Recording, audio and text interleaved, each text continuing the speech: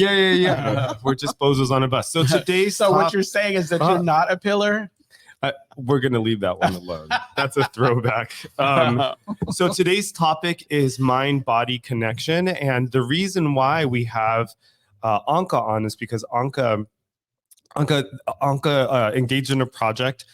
She produced a 1-episode coverage of mind-body connection, and she did this exhaustive look at looking back into scholarly research and was tracing basically how that conversation has evolved and how it's become what it is today. Would you say that's a fair characterization? Yes, I would. Yeah. So can you tell us a little bit about that project and what made you want to work on that? Yeah, so I'm a second-year grad student in counseling psychology, and this was a final project I did for one of my classes on the topic was like spiritual psychotherapy and exploring darkness, like the shadow. Wait, what? Yes. Oh my God. That's so cool. I know. And I had already finished all of my academic coursework, and I just took this as an elective because it was just so interesting to me. I'm very interested in mind-body connection stuff. And so I did, like you said, I did a lot of research, and I had the opportunity several years ago to go to the Mind Body Conference at Harvard Medical School. And the founder of the Mind Body Institute at Mass General was there as a keynote speaker, as was a man named John Kabat-Zinn. And many other, prominent leaders in sort of like epigenetics. Yeah. And so ever since then, I've been really interested in how the mind-body connection manifests, especially if we link it together, like what we do in the 12 steps, and how that all kind of pans out. And it's, it's a passion of mine. And I'm right now I'm steering more into epigenetics and how we have agency over how our genes express by the lifestyle that we live. And can you explain, say, like, to a person who's not familiar with epigenetics, what is epigenetics? Yeah, so epi, it means over, right? On top of, and genetics means that your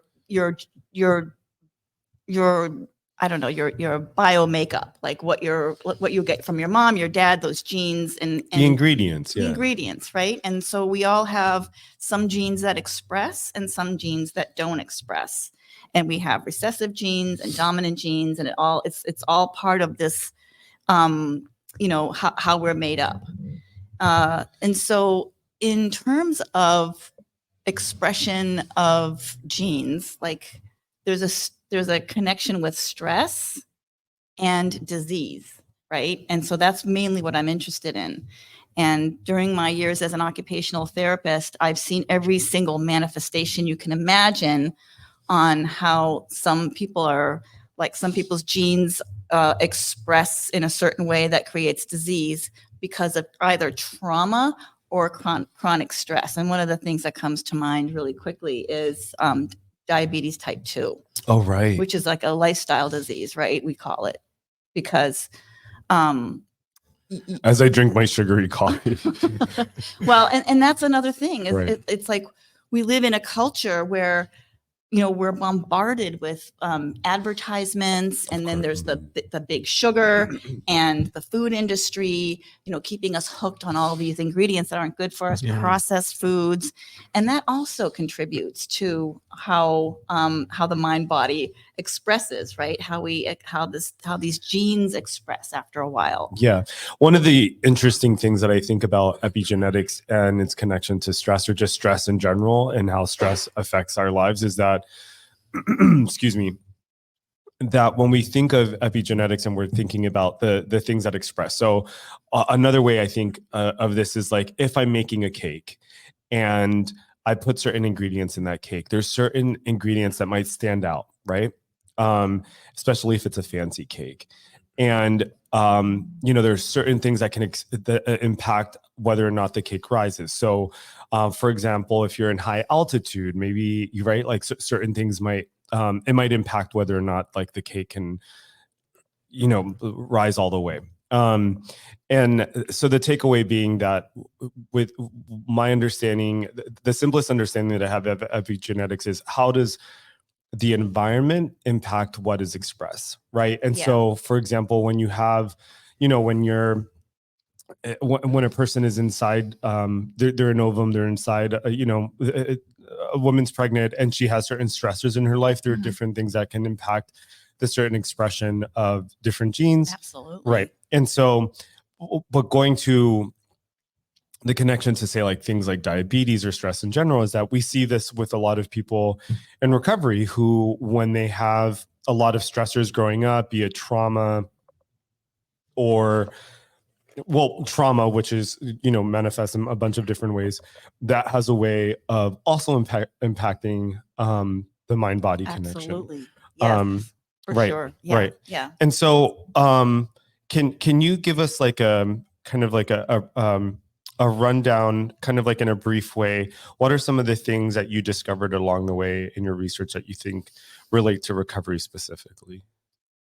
So there's a lot of information out there right now about like trauma and what that means and how that affects our bodies. And for a long time, people like Louise Hay. Oh, Are you familiar with Louise Hay? The name sounds familiar. Okay, she's passed now, but she wrote the book "You Can Heal Your Life," and she was popular back in the 70s. And she did these things called affirmations, right? Which was kind of a new thing back then. Like people were like, "Oh, she's all woohoo," and she was not really taken very seriously until some of the research came out from places like the Mind Body Institute and Herbert Benson and his work, and Dr. John Sarno and his work, that there is actually something to that. The way that we talk to ourselves and these beliefs that we hold, right? Belief gives meaning, and meaning is sort of a way of being in the world.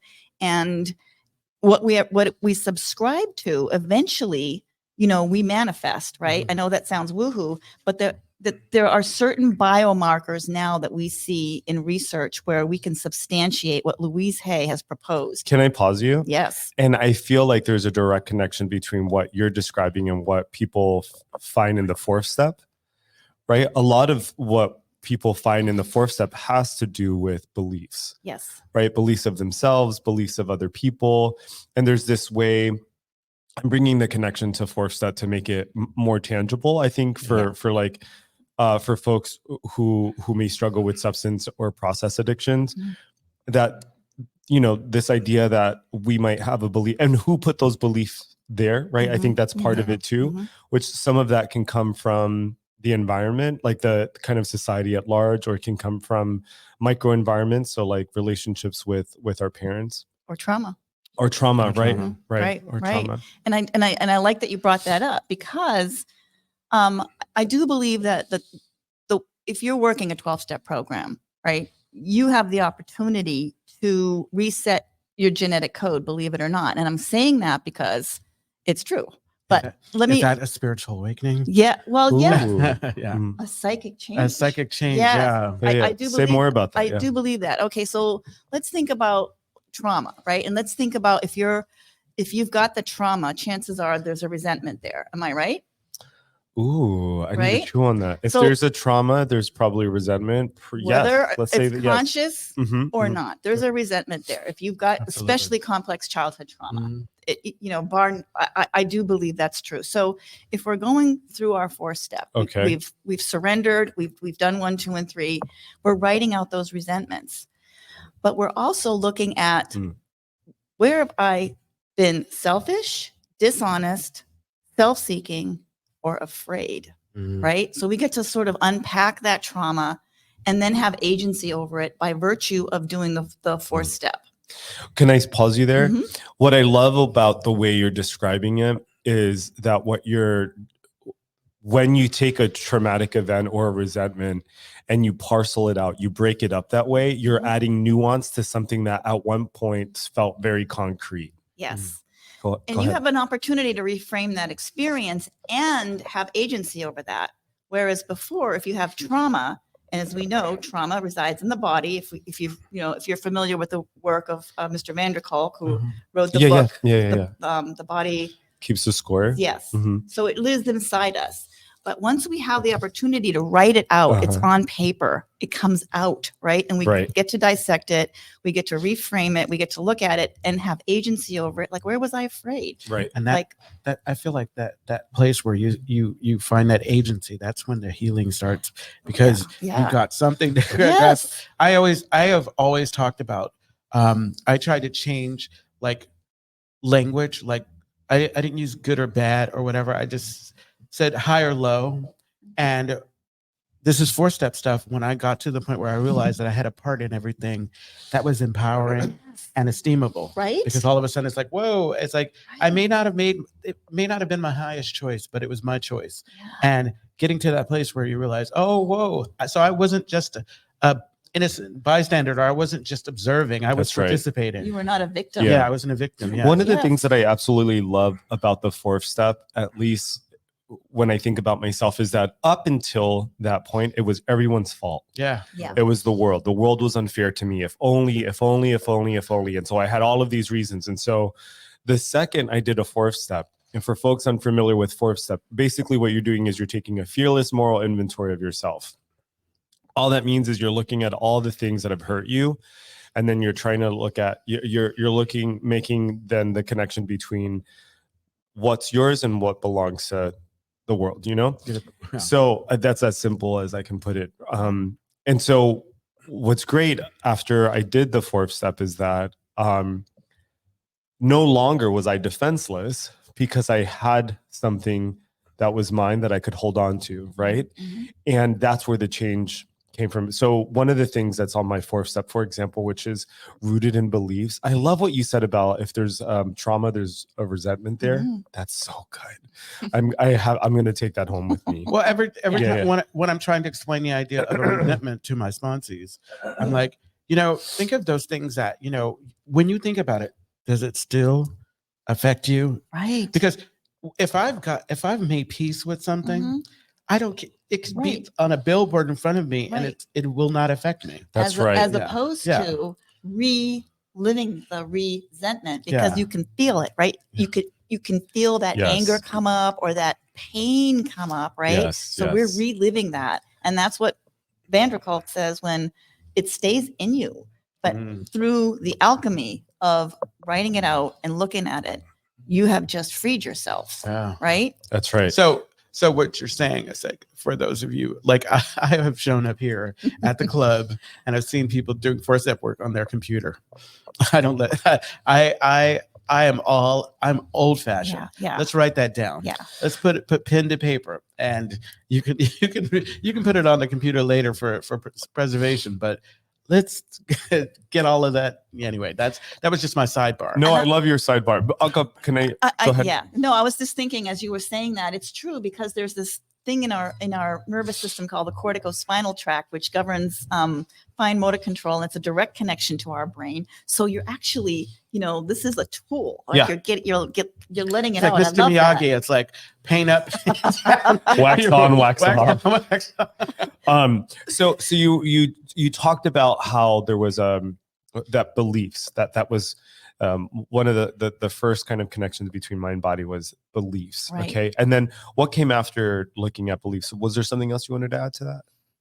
I don't remember now. Okay. So there was the looking at beliefs first. Right. Okay. And then go on. So looking at unpacking trauma and, getting it all out on paper.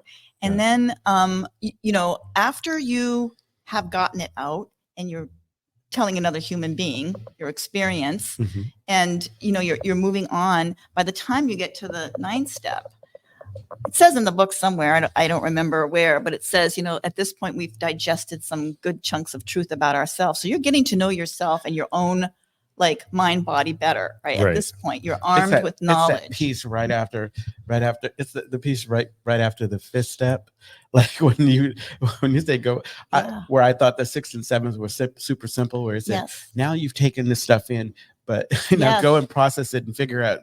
That's right. And for folks listening, if any thoughts are coming up for you, you have any questions or comments, please share them. please share them. So go on. Okay. Yeah. So, I can just say just from my own experience how freeing the whole process has been for me, and how different now I look at the world and how I look at my relationships with other people, and I'm much more comfortable in my own skin. I'm not saying that things don't happen. I mean, I'm human, and I butt heads with people at work. I'm not the most pleasant person at work sometimes, because I have there's Louis. my opinions on things, right? Yeah. And but I do try to stay true to what I believe is the truth, and there's a certain I do believe that there's a certain level of integrity that comes with having gone through the process. Yeah. And it just, for me, it's been life changing. I also know that in terms of healing from trauma, some of us need to go to professional help. I was thinking about that, because it, when we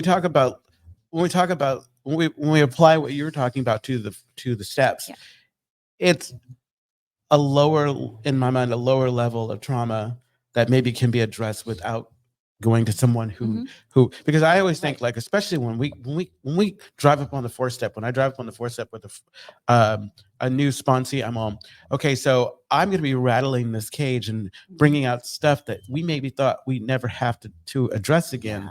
And I am not professional enough to know how to contain it or to put it in that space, or what's your word? Container.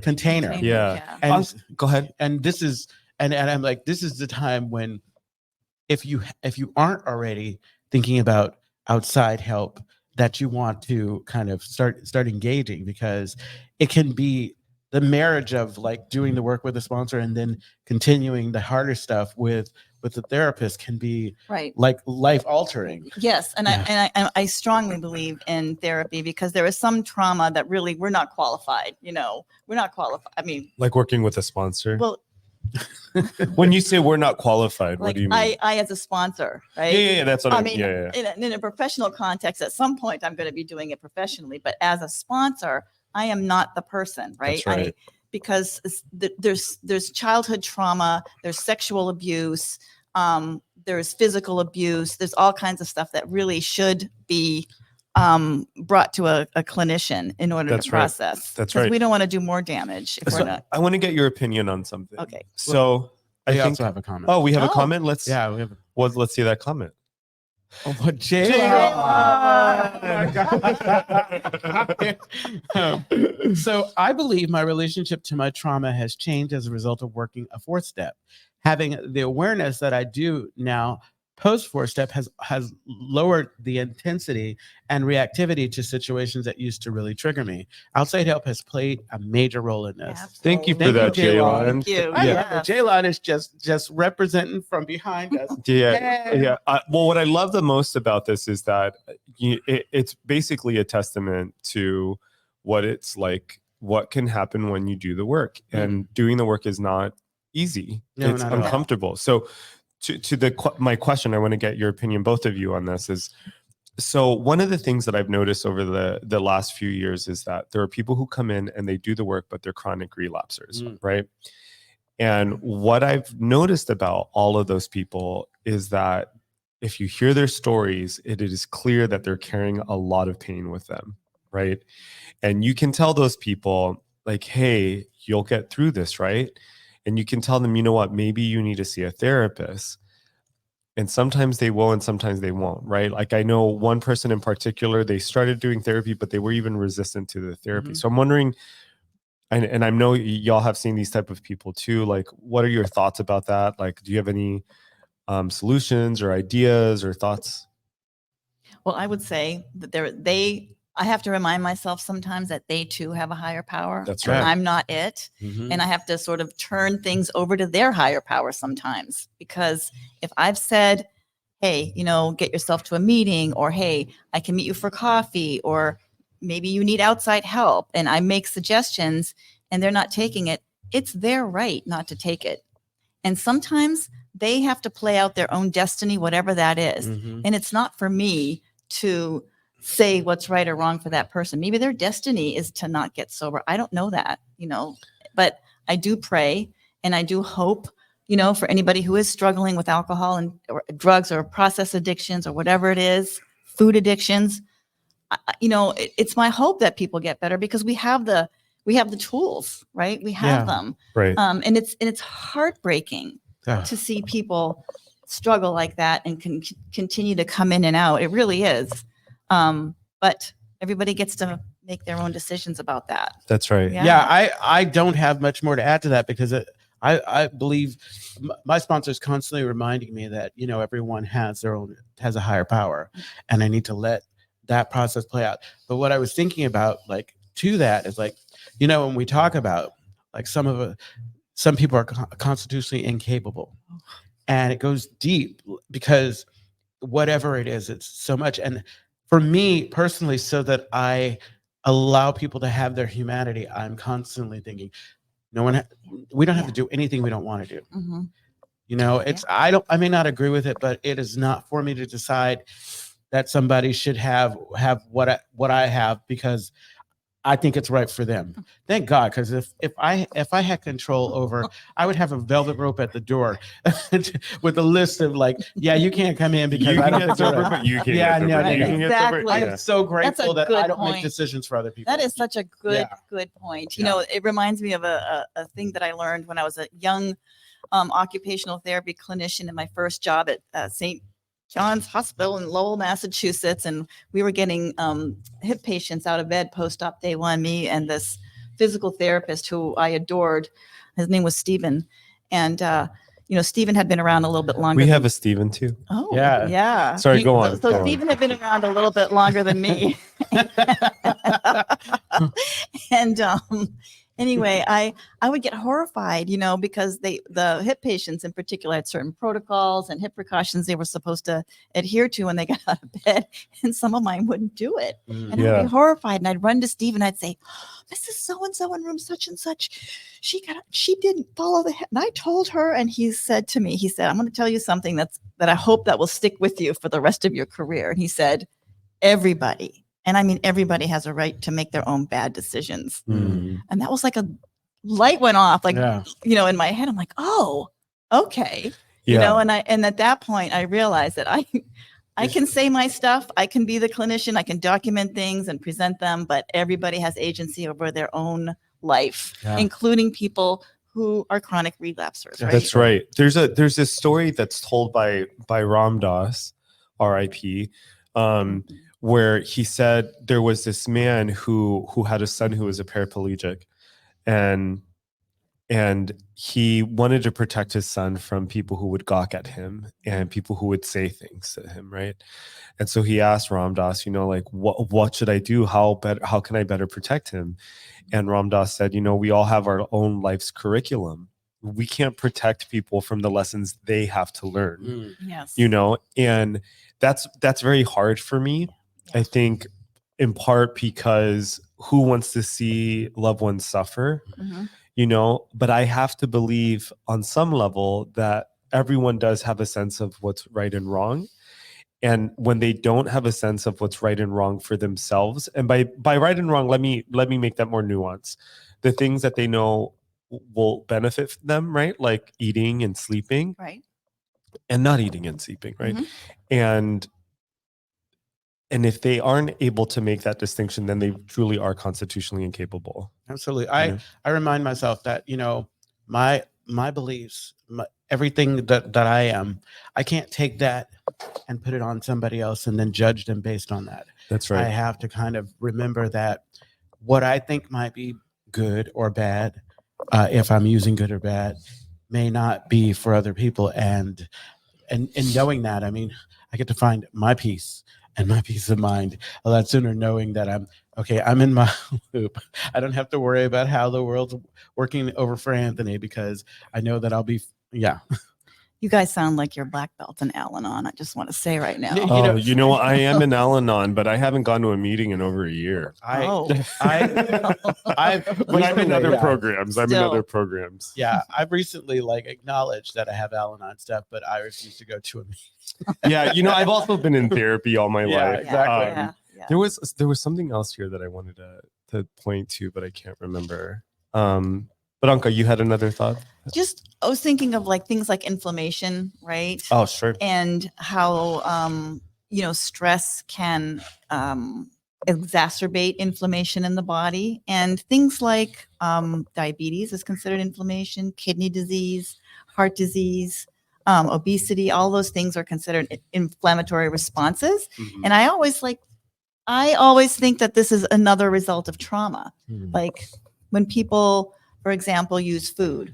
Of Right. course, That's lately my thing too, because I tend to use food as like a way to not feel or distract myself from feelings. And I've been doing some like research now on, clean eating and what it means to be sober eating, which I think is more of an OA term. Yeah. But I do see patterns that sort of mimic like my alcohol use. Like at the end of the day, oh, I deserve that bag of chips, or I don't want to feel this feeling. I had a rotten day at work. I had an altercation with somebody. I'm going to pulverize some Cheetos right now. Like, and so like these habits that I get into don't serve me. And I know they cause inflammation. And I've seen again, like the effects that food has on certain bodies as a result of my career. And especially things like type 2 diabetes, which is so prevalent in our culture right now. And we're not getting a lot of support from the media. Obviously, they want us to keep consuming these foods, and the sugar industry and big food. So I think that, for me, I'm just trying to take matters into my own hands right now and practice what I call clean eating. And it hasn't been easy. I wanted to comment and say, like, this is how insidious our addiction is. Yes. Because it latches on to something like food that we need to survive. Literally, like, if it could find a way to make me overdo water, I probably would. That's it. Oh gosh, I was thinking about that a second ago, because disease, isn't it, in the DSM? Like to drink too much water. Yes, there's something. There's a term for it. I can't think of it. I'll think of it later. But yeah, you're right. Yeah, but it's literally, I was, as you were talking, like I was thinking about how I know at my core that I'm an addict and an alcoholic, because it could be anything. When I was a kid, it was like fantasy. I loved retreating to fantasy, or food or spending or anything to not be in myself. Absolutely. Like, it's interesting. And I feel like one of the symptoms of that is, so I was showing you an app. So my partner wants me to do this 32-day central nervous reset, which is the thing that I was showing you. Mm-hmm. And it's interesting to me because I have a meditation practice, but I have such a resistance to actually like getting my body to just stay put.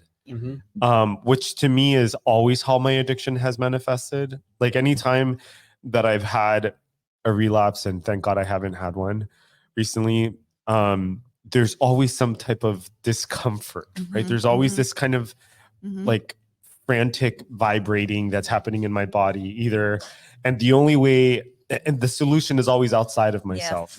Yeah. As opposed to right? Meditation, prayer. And I think that's where Bill was so before his time. Like when he was writing the 12 steps, and we sought through prayer and meditation to improve our conscious contact with that power greater than us. And I also want to add, before we run out of time, that now that we've substantiated and we have the research, we know that consistent meditation can actually change the structure of our gray matter in our brain. Yes. I love that because when we're in fight or flight and we've had all this trauma, right? Our amygdala and our hippocampus they're overworked, right? And they're hair trigger. And that's why many people who've had trauma, they have like these. Can you tell us a little bit about the significance of the amygdala? So those are the fight or flight responses, and that's where we hold our trauma, so to speak. That's where we're in fight or flight, and those two organs in our brain dictate our fight or flight responses. And a lot of times when we're in that, our blood pressure goes up, our heart rate increases, we start to sweat, and we can have those same emotional responses to trauma that's been repressed, or when we reprocess a resentment, right? So got data now. Ooh, can you repeat that last part? I think we all need to hear that when we reprocess a resentment. Yes, when we reprocess when we're like replaying it, going back. You can actually put somebody on like vital sign monitoring and see how their blood pressure goes up, how their heart rate increases, their sweat glands activate, because it does have a physiological response. That resentment, your blood literally boils. Exactly. And that's what leads to inflammation in the body. All of those cortisol, all of those hormonal responses, you're flooding your body with cortisol, right? And that leads to more inflammation. So it's this vicious cycle. We have data now that, like I was trying to say earlier, is that we can measure the response in the brain. And when we do functional MRIs, fMRIs, we see that the hippocampus and the amygdala and certain structures in the brain actually look different after a certain amount. It's usually 6 to 8 weeks of regular meditation.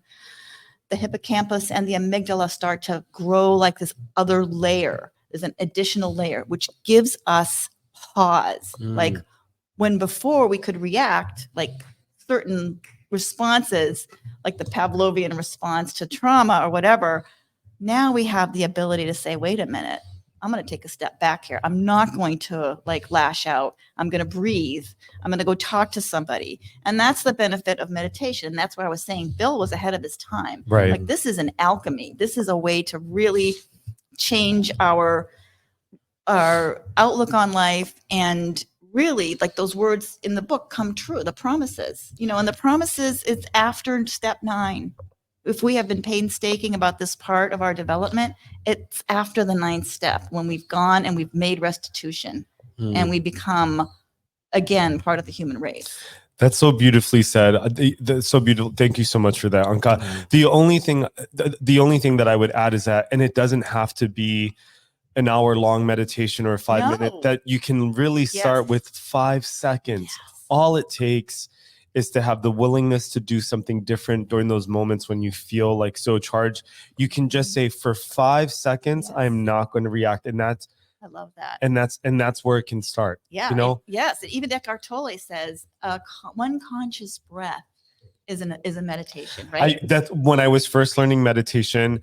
There was a guru who said, if it was Vipassana, so using the breath as the thing that you're focusing on. He said, if you could do it for just one breath, you've already succeeded. Yes.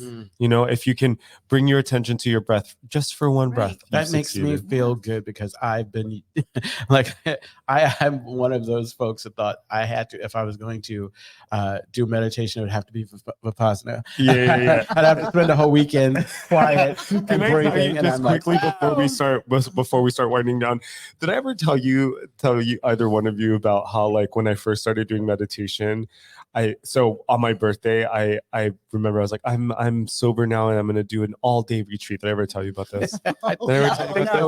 Please tell us. Oh my God. So there was this one, so I was like, being super fucking alcoholic, I'm like, I'm going to do this like a whole day meditation on my birthday. And I was like telling friends about it, and they're like, girl, are you really? And I was like, yeah, I'm going to do this. It's like, it's going to ground me. And I went, and it was dreadful, because first off, that's very hard, right? I went from like doing 15-20 minutes, at most an hour, and then I'm like, no, I'm doing it for like 8 hours. And then after I was done, I did tell you this story, and then I reached out to my friends and like, all right, girl, are you done now? Do you want to come out and have dinner with us? So let's start winding down.